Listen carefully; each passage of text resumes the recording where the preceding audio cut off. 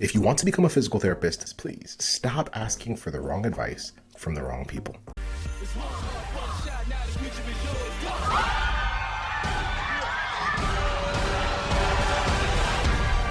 It's a mistake that many of us make.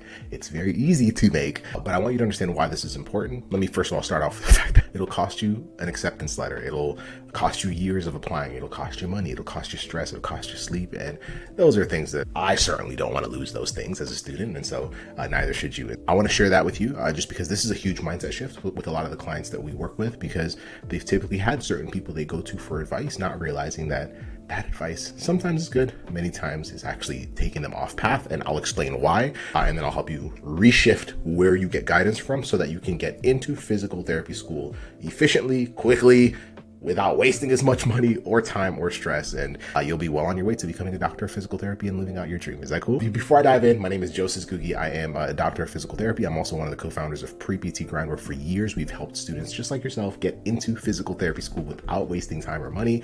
And we do so because we love the profession, but more importantly, there's a lot of students that just struggle with getting into school, and they are led to believe that maybe it's not meant to be. I can't tell you how many students have told us, oh yeah, I tried to get in, I applied 2 years in a row, or I applied 3 years in a row, I didn't get accepted. Maybe it's not meant to be, right? It's this belief that maybe this path that I've been on was the wrong path, which is not true at all. And typically when we worked with those students, they were always able to get into PT school once we figured out what was actually in the way of them getting accepted. And for many of them, they were getting guidance from the wrong people. And so I'm going to break that down for you. And then of course, if you find value in this, one, please let me know in the comments below what this episode says to you. And then more importantly, please share this out with other students that you believe would value this episode and have them follow our platform. And we literally have content on every platform you can think of, social media, everything. We got you, because our job is to help you get into your dream career. So let's get to work. All right. So stop taking the wrong advice from the wrong people. So let's first of all delineate who the wrong people are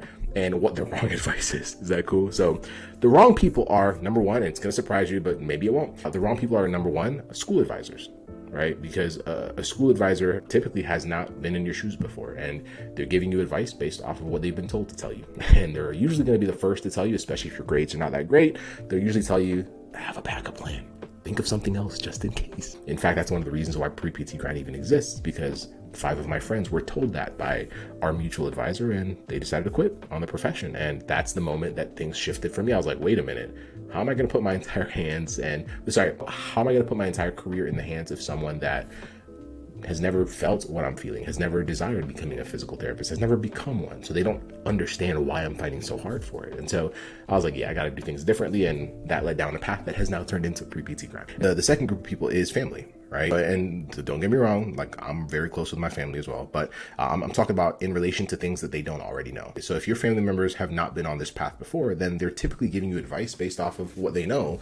It just might not help. And many times it doesn't. So a lot of times when we're getting advice from parents or relatives or whatnot that don't understand this journey, it's a very unique journey. They'll also be the ones telling you, have a backup plan. That's a common narrative. Whenever people can't tell you what to do next, or they don't know how to help you navigate through obstacles, whether it's the GRE or grades or past rejections, they always say, maybe it's not meant to be. Have a backup plan. Figure out something else. Maybe you're meant to be in another career path when you know, you and I both know that this is what you want to do. You quick commercial break. Take a brief second to grab a piece of paper and ask yourself, are there other careers that I want more than becoming a physical therapist? And if there are, then please go do those. I'm glad you got your clarity today. But if you're like, no, this is what I want to do, then great.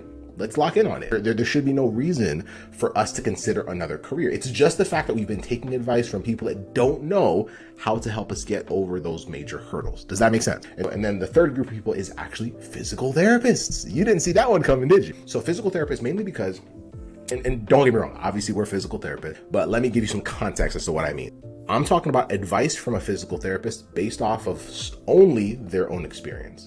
So here's why. And I've seen this trip up a lot of students before, which has led to the same narrative of find a backup career, pick something else. And so let's say you have a low GPA. Let's say we've had students with GPAs as low as a 2.4. So let's go with that. So I have a 2.4 overall GPA, and I am shadowing a physical therapist that had a 4.0 or a physical therapist that had a 3.9. So if I'm asking that physical therapist, hey, what was your GPA? Hey, what was your GRE score? Hey, what did you do to stand out? They're going to tell you based off of what they think help them stand out? Most people never really know unless they've learned the art of how to actually get accepted. And most people are like, I did a bunch of hours. I had a lot of volunteer experiences. They're going to tell you what they think helped them stand out when sometimes it actually isn't what helps students stand out. But also follow this part. This person has a 3.9 GPA and this student here has a 2.4. Their storylines are so different, right? So the advice should not be coming from someone that was at a 3.9. It should be coming from a blueprint of what have other 2.4 GPA students done in order to stand out. It's a very different path. And that's also where people get tripped up. Are you following? And so that's the biggest piece that I want you to understand is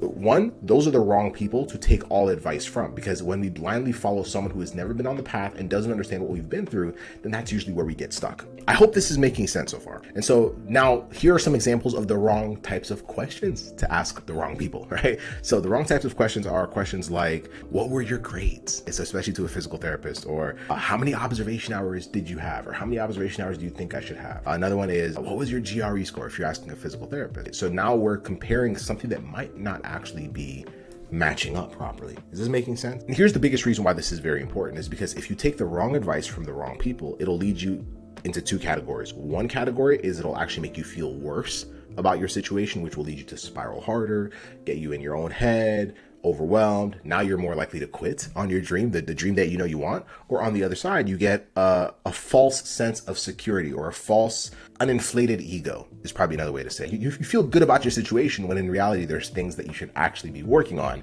if you want to stand out. So if I just feel good about my situation, but it's not really putting me in a position to actually stand out to schools, is that really helping me? Are you following? All right. So please, if that's the path that you've been on, well, let this training be the thing that helps you completely flip that around starting today. Okay. Now, what is the solution to this? Where do we get advice from? Who do we get guidance from? So the best way to get guidance is avoid opinions. So the way we teach our clients is an opinion is when someone gives you advice based off of their story alone, right? Because my own experience, and that's typically how family members give us advice, or how another physical therapist might give us advice. But if I'm using my own opinion, then it doesn't have enough context to really be the best path for you. Does that make sense? So if you're going to get guidance, find someone or a group of people that have helped students that are in the exact same situation as yours over and over again. Because what that does is it now allows you to follow a blueprint that is proven, that has been tested from multiple different scenarios. So for example, like with our team, because we've had tons of students with low GPAs, whenever someone gets on a call with our team to want to join one of our programs, we're like, oh yeah, of course we know how to do it. And we'll tell them, here's what's worked, here's the blueprint, here's what we have to look at. And then, but the other part too is they have to, number one, be someone that has helped lots of other students in the exact same situation. But number two, they also understand what really matters, which is how the schools actually decide.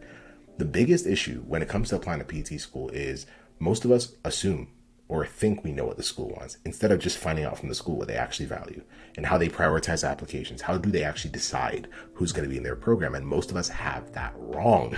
And if we can learn, if you're learning from someone, find someone that actually understands the game and is able to be like, I know exactly how the school decides, which means that I know exactly where our energy and time and effort needs to go in order to make you a strong applicant. If you do that, it'll completely collapse down the amount of time you have to spend. You won't be as stressed. You will not be confused. You won't be lost. And you'll know exactly what your next best move should be. That's exactly how most students should feel. Unfortunately, most students feel like they're applying with like a blindfold on. They're shooting in the dark. And so that does not have to be you. And so if you don't feel confident in yourself right now as an applicant, this is where to start.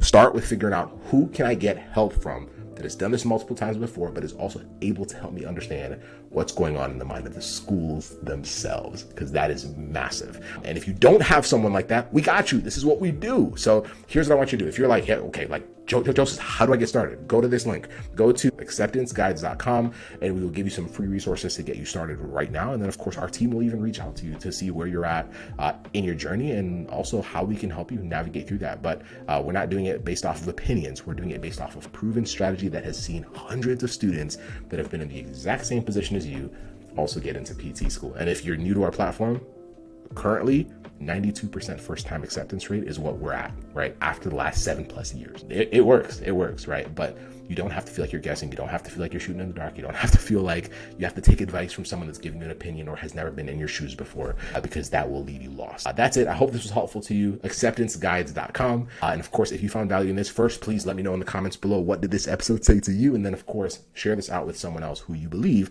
needs to hear this episode. Let's get it. Have an amazing one. We'll talk soon. Bye.